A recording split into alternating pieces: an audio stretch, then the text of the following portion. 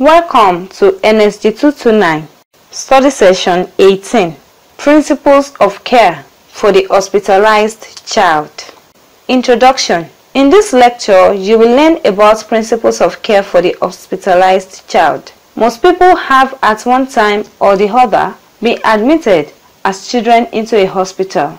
You will agree with me that each time a child gets admitted into the hospital, irrespective of the condition of the child, it is always traumatic for both the child and the parent.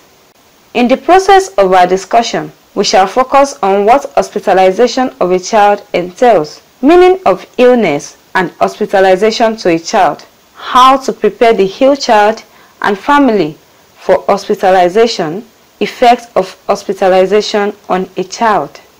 Learning outcomes. At the end of the study, you should be able to 1. Discuss hospitalization. 2.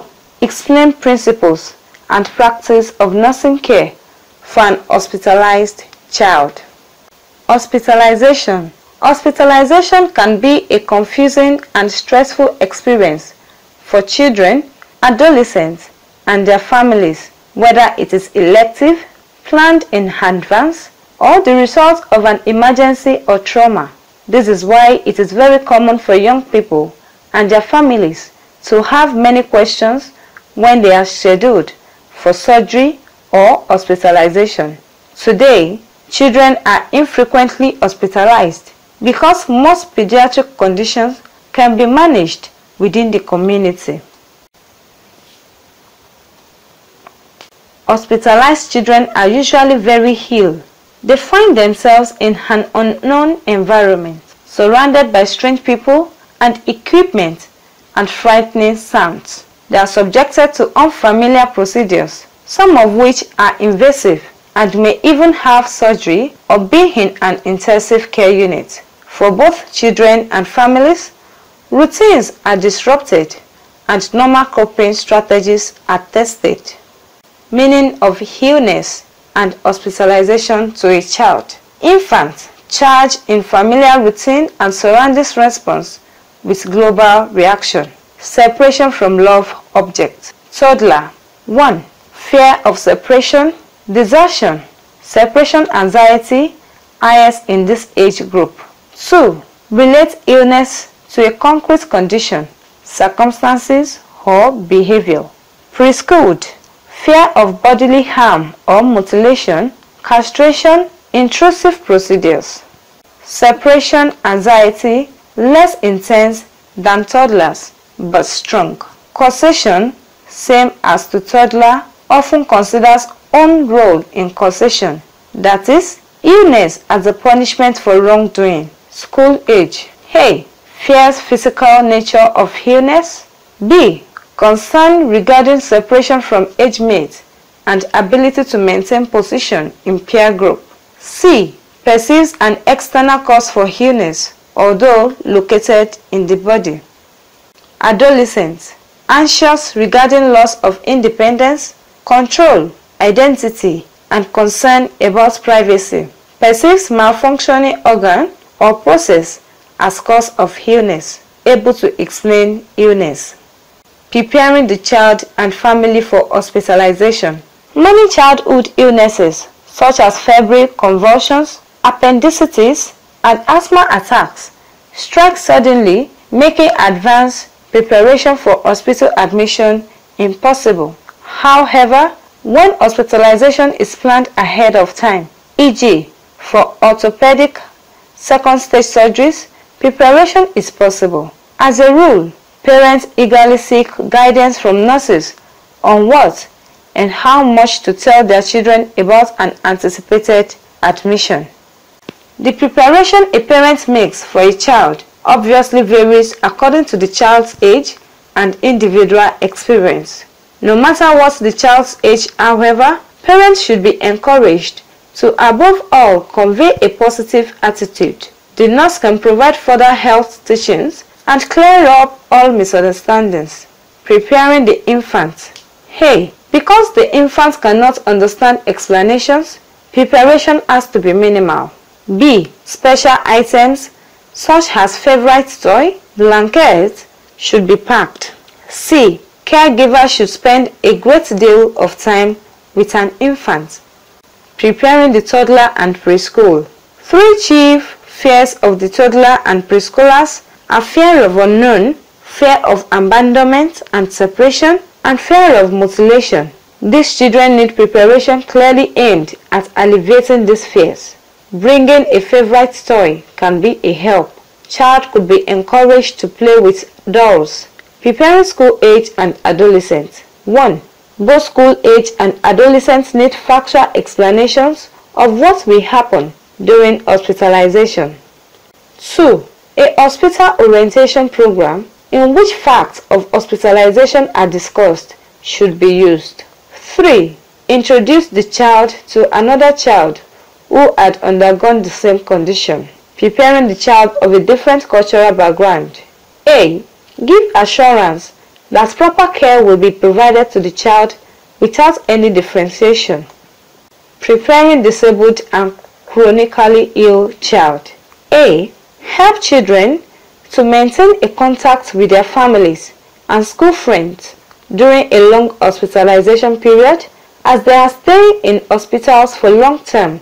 Provide opportunities for care through phone calls, letters, and open visiting. Preparing the family or caregiver. Planning for hospitalization begins as soon as parents know that hospitalization will be necessary. Easing parental anxiety regarding illness and hospitalization is important because infants and children can keenly sense a parent's stress. As a part of preparation, parents should ask questions about the hospitalization so that they become familiar with the situations. It will help to reduce anxiety. Advise parents to ask about the diagnostic procedures, required length of hospital stay, etc. Common reaction of different age group to hospitalization. Regression. Children and teens can sometimes regress as a way of coping with a new situation. For example, a child who has recently been potty trained may wet the bed for a period of time. Other children may adopt an old comforting style that they had given up, like sucking a thumb, becoming more clingy to parents, or whining more than before they came to the hospital. Aggression. Many decisions are made for children and teens in the hospital, and they often feel a sense of having no control. It is common for children and teens to react to this with anger. These responses sometimes include crying, yelling, kicking, or resisting medication. Withdrawal. Some children and teens respond less openly to hospitalization or treatment by withdrawing. For example, parents may observe their child or teen becoming less interested in activities they used to enjoy, sleeping more, talking less, eating less, or not making eye contact. Play activities for the hospitalized child. Functions of play in the hospital. 1. Provides diversion and bring about relaxation. 2. Helps the child feel more secure in strange environments. 3. Helps to lessen the stress of separation and the feeling of homesickness. 4. Provides a means for release of tension and expression of feelings. 5.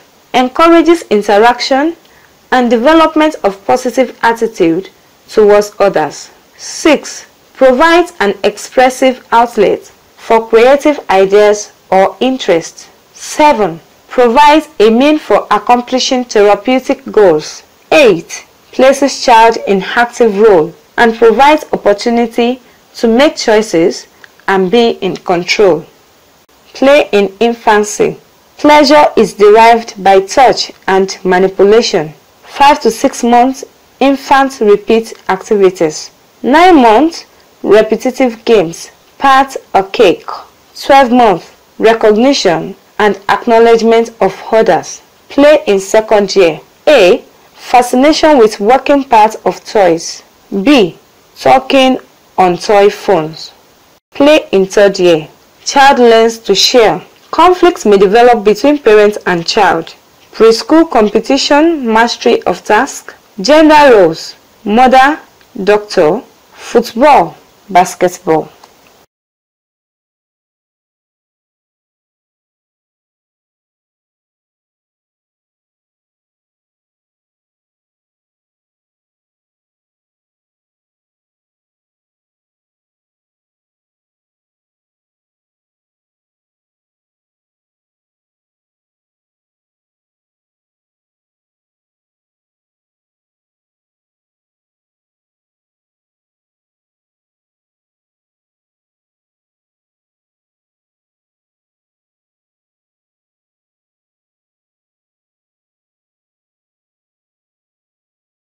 Encouraging child to remember them, etc. 5.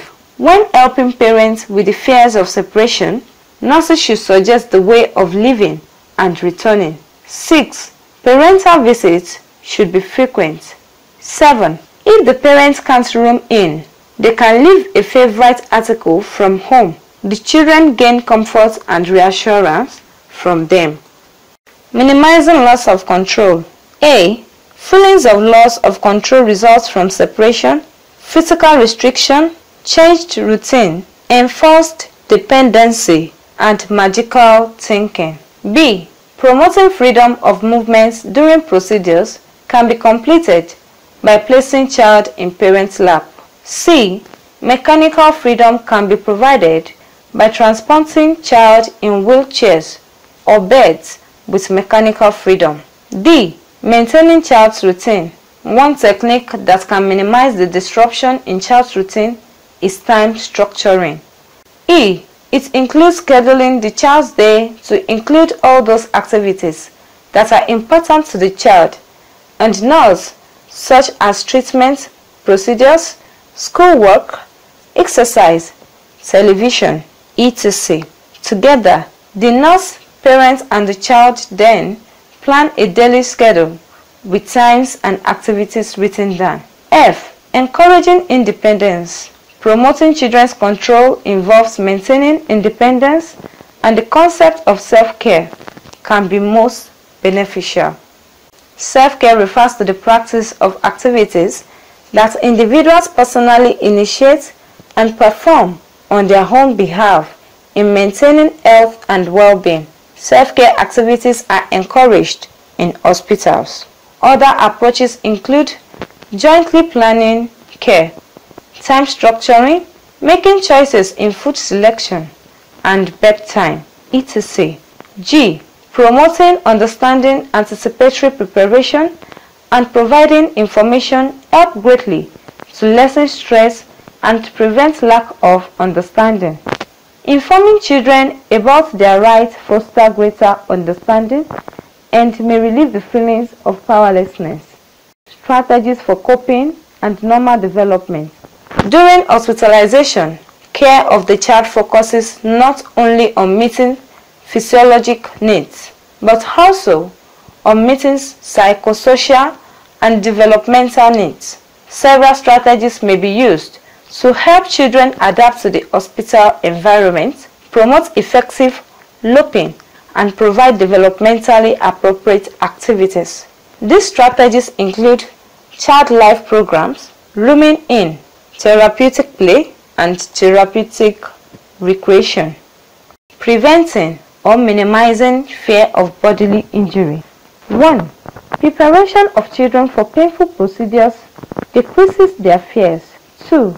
Manipulating procedural techniques also minimizes fear. 3. For children who is fear of mutilation of body parts, the nurse repeatedly stress the reason for a procedure and evaluate child's understanding. 4. Employ pain reduction techniques. Child life programs. It focuses on the psychosocial need of hospitalized children. A child life specialist plans activities to provide age-appropriate playtime for children either in playroom or child's room.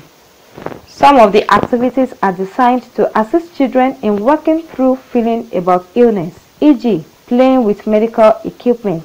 Child specialists and nurses formulate plans together to assist children with particular needs.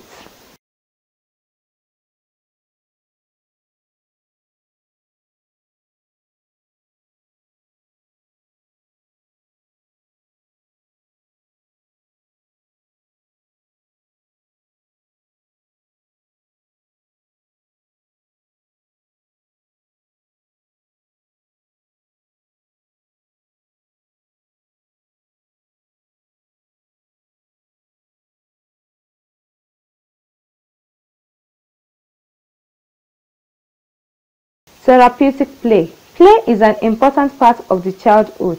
The strength of illness and hospitalization increase the value of play.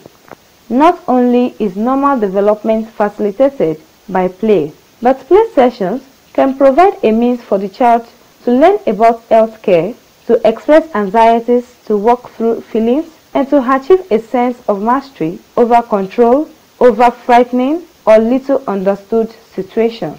Play presents an opportunity to deal with the fears and concerns of health experiences are called therapeutic play. Through therapeutic play, the nurse may assess the child's knowledge of his or her illness. A common technique involves using body line, drawing or stories, and asking the child to draw or talk about illness or injury means to him or her.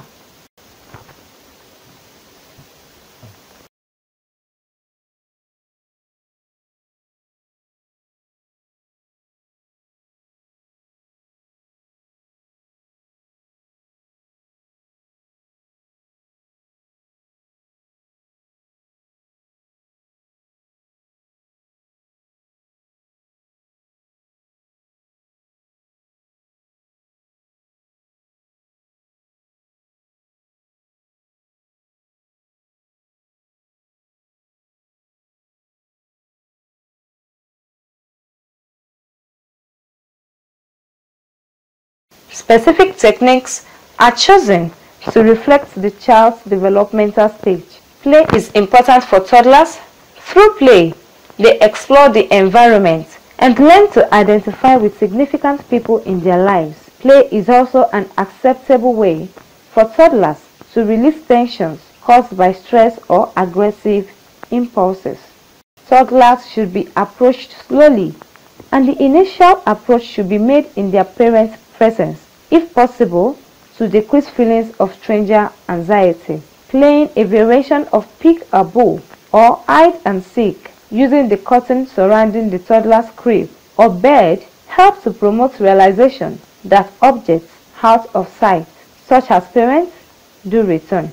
The use of transitional objects, such as a familiar blanket or stuffed animal, can temporarily substitute for the security of parents.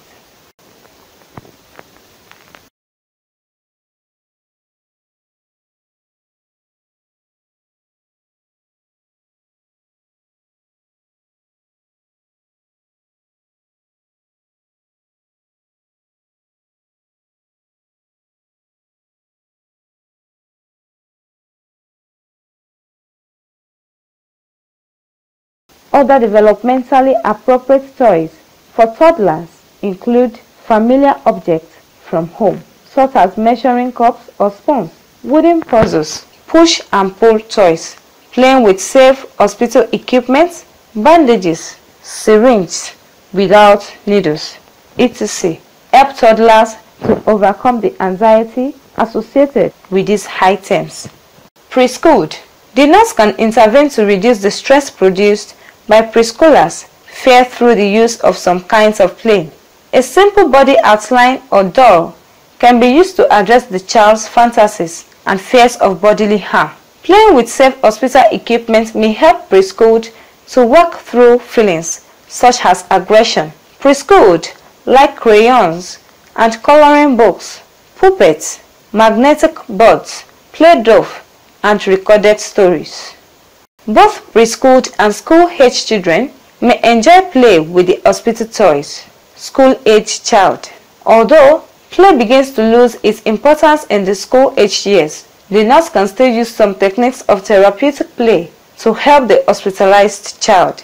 School-age children often regress developmentally during hospitalization, demonstrating behaviors characteristics of an early state, such as separation anxiety and fear of bodily injury. Body outlines and occasionally dolls can be sewed to illustrate the cause and treatment of the child's illness. Terms for body parts that are suitable for older children should be used. Drawings provide an outlet for expression of fears and anger. School-age children enjoy collecting organizing objects, and often asked to keep disposable equipment that has been used in their care. They may use these items later to relive the experience with their friends. Games, books, crafts, computers provide an outlet for aggression and increase self-esteem in the school-age child. The type of play used should promote a sense of mastery and achievement. Adolescents. Many of the special play techniques used with younger children are not suitable for adolescents. Adolescents do need a planned recreation program to assist them in meeting developmental needs during hospitalization. Peers are important, and the isolation of hospitalization can be difficult. Telephone contact with other teenagers and visits from friends should be encouraged. Interactions with other teenagers at a pizza party or a video game or movie night can help adolescents feel normal. Physical activities that provide an outlet for stress are recommended. Even adolescents on bed rest or in wheelchairs can play a modified form of basketball. The independence of adolescents is interrupted by illness. Nurses can provide choices for teenagers to assist them in regaining control. Giving those options and letting them choose an evening recreational activity can promote their feelings of independence. Passes to leave the hospital for special activity may be possible.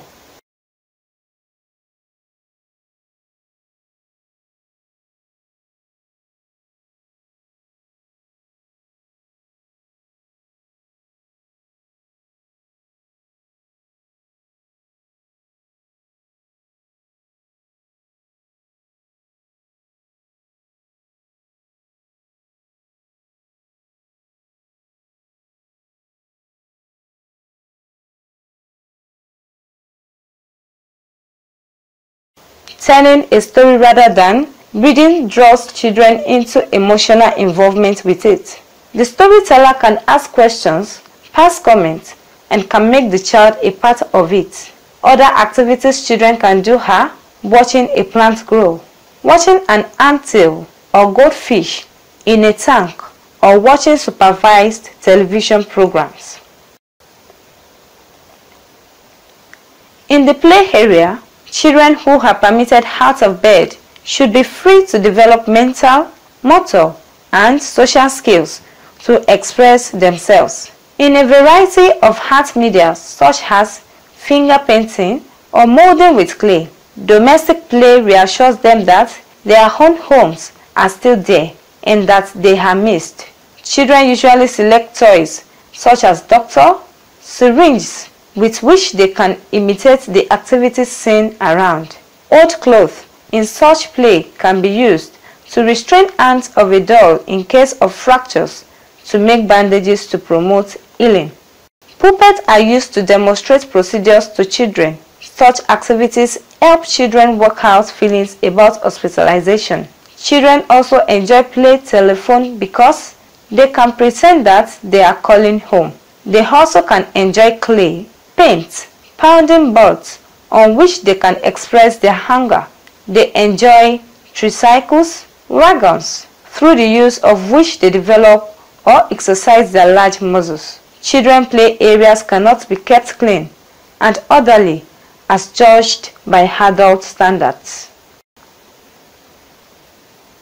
If the nurses are too concerned about the physical appearance of play area during play time, the children may feel that the unit personnel do not approve of their play. Children should be taught to take care of toys, and a place must be provided to store their toys. Much can be learned from watching children play in a relaxed environment. Their approaches to play and their relationship with peers, parents, adults should be observed and recorded. Also to be noted are the degree of their activities, attention span, ability to tolerate frustration, verbal abilities, concept formations. In addition, nurse is able to note their comments about home, hospitalization, general attitudes and behavior. It will help the nurse to understand how well the child is coping with the situation and crisis. If the child handles it well, the experience may be of help in mastering problem situations.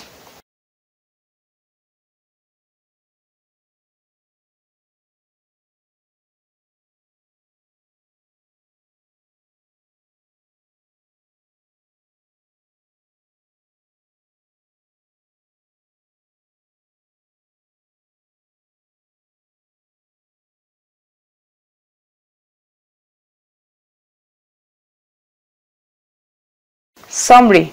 During this study, we have looked into the principles of care for a hospitalized child. Some of the issues of discourse are as follows: meaning of illness and hospitalization to a child, preparing the child and family for hospitalization, common reaction of different age group to hospitalization, play activities for the hospitalized child, principles and practice of nursing care for an hospitalized child. End of study session 18. Thanks for listening.